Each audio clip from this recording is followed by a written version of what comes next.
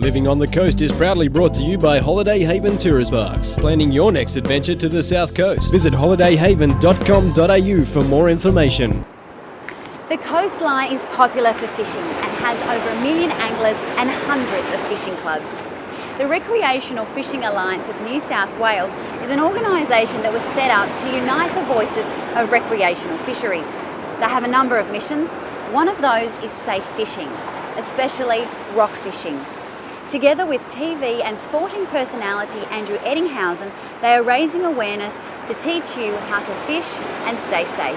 Rock fishing is one of my big loves. It's one of those things that brings us back to nature. It's hard to resist, and I find the more I do it, the more I enjoy it. For some, it's a serious business involving careful skills and knowledge and the best gear they can afford.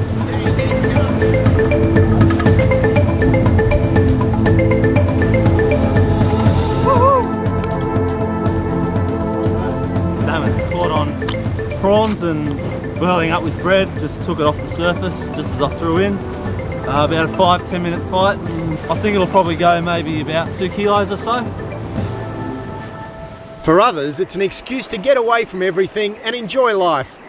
I like fishing because when I hook fish and fighting with fish, very exciting. I love fishing because it's relaxing, free food sometime and meeting the friends. When the fish are on the bite, there's not a lot the passionate angler won't do to throw a line in.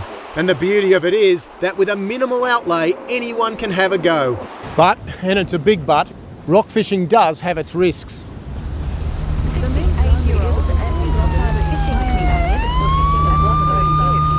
To reduce the threat of something happening and your family wondering where you are, I'd like to share a few simple, safe fishing tips with you. Remember, you're here to enjoy yourself, and that means don't put your life on the line. You know, I love the peace and quiet of dropping a line in, but it's very important not to fish alone.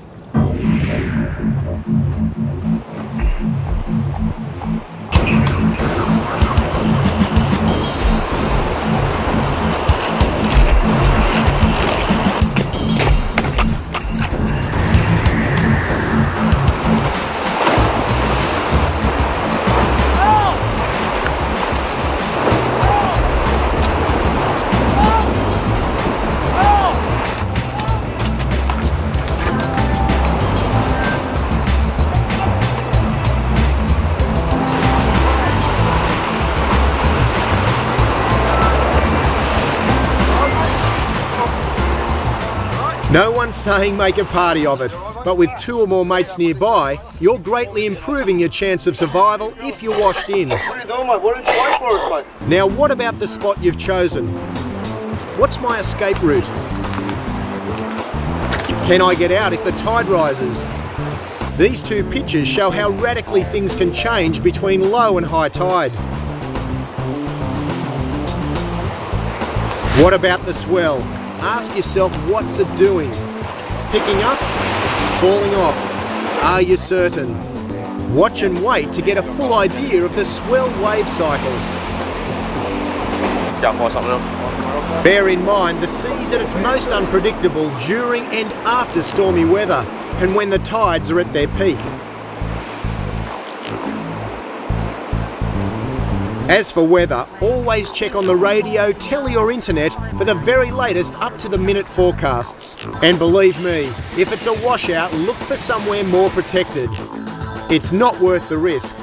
It's unbelievable how many people, when they've travelled a long way to get here, will still persist fishing even when the weather's awful. It's cold, it's windy, it's wet. What are you going to wear? You could put on the thickest, warmest, heaviest clothes you've got. And while you're at it, what about a weight belt? Because that's what it's like once they're wet, heavy and cumbersome. If you fall in the water, it'll probably take you a while to get out. So wear something light, like a spray jacket. For the same reason, go for the shorts instead of long pants. You can swim better, and they're not going to drag you under. Now what about footwear? Gumboots? You've got to be kidding. Once they fill with water, they're concrete weights. Same with most heavy shoes. If you fall in, they make swimming hard work. The dedicated fisher always matches his shoes to the environment. Metal cleats on sneakers or sand shoes are the go on sandstone ledges, and on volcanic rock, rubber-based shoes will see you right. Whatever you wear, you've got to say to yourself, can I swim or stay afloat in these clothes if I fall into the water? Here's a few safety items you should put in your kit. First up, there's no two ways of saying it. If you're not a good swimmer, wear a life jacket. Even if you are, give it some thought. When you're getting bounced around in the rough water near the rocks, a life jacket or buoyancy vest will keep you afloat for as long as it takes to get back on hard ground or be picked up. Some of the best fishers even wear wetsuits all year round. Virtues of going rock fishing with a wetsuit are pretty simple. The wetsuit will keep you warm all year round. It will also float you and it will protect you from sharp rocks. If you get washed across the rocks, this will protect your skin so you don't get so badly cut. A good length of rope with a float is always handy if you need to fish a mate out of the water or help them up from the rocks. Remember to take your mobile. In most emergencies, it's always the first means of contact.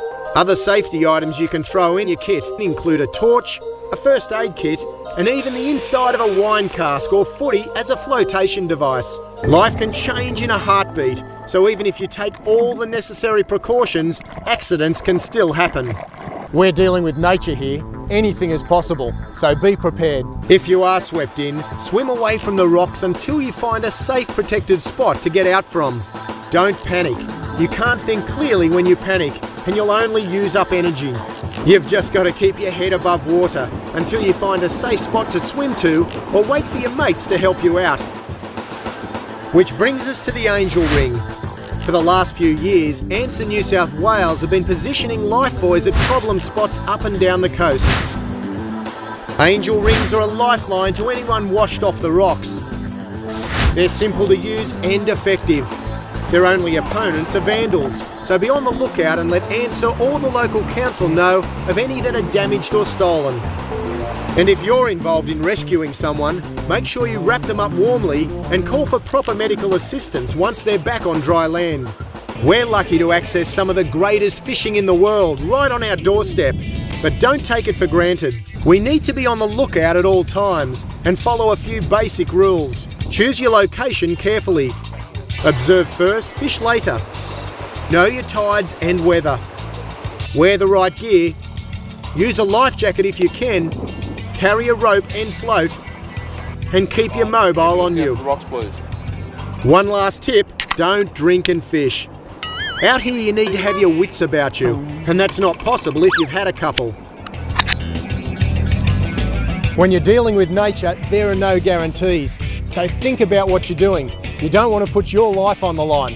After a good day fishing, you want to live to tell the tale. If you'd like any more information about safe rock fishing, go to our website, livingonthecoast.info.